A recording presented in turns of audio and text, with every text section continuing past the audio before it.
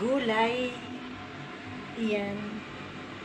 At iyan ang mga panimpla na para po sa parang ano sa Vietnam. Kaya iyan na siya. Atin po siyang itatry kung gaano po siya kasarap. Ito naman po yung actually sutanghon po yan ng Vietnam. So, titingnan po natin ano ang lasa. Ito po ay mga herb.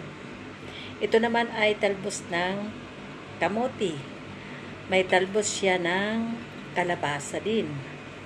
So, kakain po tayo. Thank you Lord sa blessing po na ito. In Jesus' name, we pray. So, let's eat. Ganito po ang pagkakain nila. So, ganyan. Lalagyan din natin ng hipon. Ayan. So natin dito sa sauce. Yan.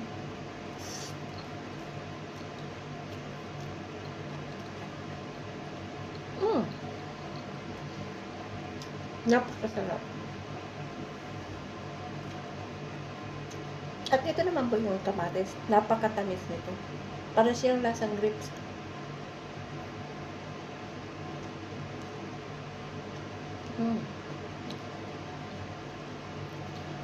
May pipino, may hipon.